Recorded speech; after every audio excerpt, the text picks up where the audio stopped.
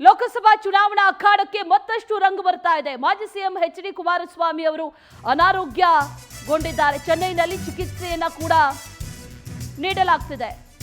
H D. Kumaraswamy ಅವರ ಅನುಪಸ್ಥಿತಿಯಲ್ಲಿ ಪುತ್ರ ನಿಖಿಲ್ಗೆ ಈಗ ಹೊಸ ಜವಾಬ್ದಾರಿಯನ್ನ ನೀಡಲಾಗಿದೆ. ಚುನಾವಣಾ ಜವಾಬ್ದಾರಿಯನ್ನ ಹೊತ್ತಿದ್ದಾರೆ ನಿಖಿಲ್ ಕುಮಾರಸ್ವಾಮಿ. ಹೊಸ ಜವಾಬ್ದಾರಿಯನ್ನ ನೀಡಲಾಗಿದೆ ನಿಖಿಲ್ ಕುಮಾರಸ್ವಾಮಿ ಅವರಿಗೆ. ನಿತ್ಯವೂ ಕೂಡ ಕಾರ್ಯಕರ್ತರು ಮುಖಂಡರ ಭೇಟಿಗೆ ಸೂಚನೆಯನ್ನ ಕೂಡ ನೀಡಲಾಗಿದೆ. ಅದರಲ್ಲೂ ಪ್ರಮುಖವಾಗಿ ಬೆಂಗಳೂರು ಗ್ರಾಮಾಂತರ ಲೋಕಸಭಾ ಕ್ಷೇತ್ರ ಮಂಡ್ಯದಲ್ಲಿ ಚುನಾವಣಾ ಚಟುವಟಿಕೆಗಳಲ್ಲಿ ಪಾಲ್ಗೊಳ್ಳಿ, ಏನೇ ಸಮಸ್ಯೆ ಇದ್ರೂ ಕೂಡ ಬಗೆಹರಿಸಿ ಅಂತ ಎಚ್.ಡಿ. ಕುಮಾರಸ್ವಾಮಿ ಅವರು ಸೂಚನೆಯನ್ನ ಕೊಟ್ಟಿದ್ದಾರೆ ನಿಖಿಲ್ ಕುಮಾರಸ್ವಾಮಿ ಅವರಿಗೆ ಅನ್ನುವಂತ ಮಾಹಿತಿ ಲಭ್ಯ ಆಗ್ತಾ ಇದೆ. ಮಂಡ್ಯ ಹಾಗೂ ಹಾಸನದಲ್ಲೂ ಕೂಡ ಯಾವುದೇ ಕಾರಣಕ್ಕೂ ಪ್ರಚಾರ ಕಾರ್ಯಕ್ಕೆ ತೊಂದರೆ ಆಗಬಾರ್ದು ಅನ್ನುವಂಥ ನಿಟ್ಟಿನಲ್ಲೂ ಕೂಡ ಸೂಚನೆಯನ್ನ ಕೊಟ್ಟಿದ್ದಾರೆ ಅನ್ನುವಂಥ ಮಾಹಿತಿ ಈಗ ಲಭ್ಯವಾಗ್ತಾ ಇದೆ. ಈ ವಿಚಾರಕ್ಕೆ ಸಂಬಂಧಪಟ್ಟಂತೆ ಮತ್ತಷ್ಟು ಡೀಟೇಲ್ಸ್ ಅನ್ನ ನೀಡ್ತಾರೆ ನಮ್ಮ ಪ್ರತಿನಿಧಿ ದೀಪಾ. ನೇರ ಸಂಪರ್ಕದಲ್ಲಿ ಜಾಯಿನ್ ಆಗ್ತಾ ಇದ್ದಾರೆ. ದೀಪಾ, ಕುಮಾರಸ್ವಾಮಿ ಅವರಿಗೆ ಅನಾರೋಗ್ಯ ಕಾಡ್ತಾ ಇದೆ. ಅವರ ಅನುಪಸ್ಥಿತಿಯಲ್ಲಿ ನಿಖಿಲ್ ಕುಮಾರಸ್ವಾಮಿ ಅವರಿಗೆ ಹೊಸ ಜವಾಬ್ದಾರಿಯನ್ನ ಯಾವ ರೀತಿ ನಿಭಾಯಿಸ್ತಾರೆ, ಜೊತೆಗೆ ಯಶಸ್ವಿ ಆಗ್ತಾರಾ ಅನ್ನುವಂಥ ಪ್ರಶ್ನೆ ದೀಪಾ.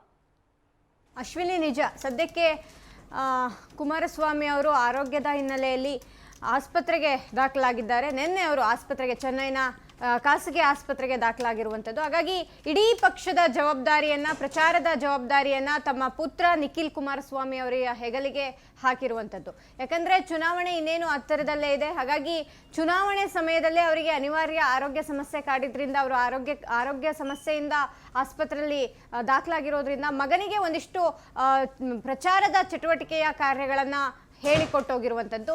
ಪ್ರಮುಖವಾಗಿ ಮಂಡ್ಯ ಮತ್ತು ಬೆಂಗಳೂರು ಗ್ರಾಮಾಂತರದ ಪ್ರಚಾರದ ಕಾರ್ಯವನ್ನು ಕೈಗೊಳ್ಳಬೇಕು. ಪ್ರತಿನಿತ್ಯ ಬರುವಂತಹ ಯಾವುದೇ ಕಾರ್ಯಕರ್ತರಿಗೆ ಯಾವುದೇ ಸಮಸ್ಯೆ ಆದರೂ ಕೂಡ ಬಗೆಹರಿಸುವಂತಹ ನಿಟ್ಟಿನಲ್ಲಿ ಒಂದಿಷ್ಟು ಕ್ರಮ ವಹಿಸುವಂತಂದು ಹೇಳಿರುವಂಥದ್ದು. ಜೊತೆಗೆ ಹಾಸನದಲ್ಲೂ ಕೂಡ ಪ್ರಚಾರ ಕಾರ್ಯವನ್ನು ಕೈಗೊಳ್ಳಬೇಕು ಅನ್ನುವಂತಹ ಮಾತನ್ನ ನಿಖಿಲ್ ಕುಮಾರಸ್ವಾಮಿ ಅವರಿಗೆ ಹೇಳಿದ್ದಾರೆ. ಸದ್ಯ ಕುಮಾರಸ್ವಾಮಿ ಅವರ ಜೊತೆಯಲ್ಲೇ ನಿಖಿಲ್ ಕುಮಾರಸ್ವಾಮಿ ಆಸ್ಪತ್ರೆಯಲ್ಲಿದ್ದಾರೆ. ಆದರೆ ಬಳಿಕ, ಅಂದರೆ ಡಿಸ್ಚಾರ್ಜ್ ಆದಂತಹ ಬಳಿಕ ಇಡೀ ಒಂದು ಪ್ರಚಾರದ ಕಾರ್ಯದಲ್ಲಿ ತೊಡಗಿರಬೇಕು ಅನ್ನುವಂತಹದ್ದು. ಈ ಮೂಲಕ ತಮ್ಮ ಮಗನಿಗೆ ಮತ್ತೊಂದು ರೀತಿಯಲ್ಲಿ ರಾಜಕೀಯವಾಗಿ ಅನುಕೂಲ ಆಗುತ್ತೆ ಅನ್ನುವಂತಹ ಲೆಕ್ಕಾಚಾರ ಕೂಡ ಕುಮಾರಸ್ವಾಮಿ ಅವರದ್ದು. ಯಾಕಂದ್ರೆ ಕುಮಾರಸ್ವಾಮಿ ಅವರು ಇಲ್ಲದ ಸಮಯದಲ್ಲೂ ಕೂಡ ನಿಖಿಲ್ ಕುಮಾರಸ್ವಾಮಿ ಅವರ ಜವಾಬ್ದಾರಿಯನ್ನ ನಿಭಾಯಿಸುವಲ್ಲಿ ಯಶಸ್ವಿ ಆದ್ರು ಅನ್ನುವಂತಹ ಸಂದೇಶ ಹೋಗ್ಬೇಕು.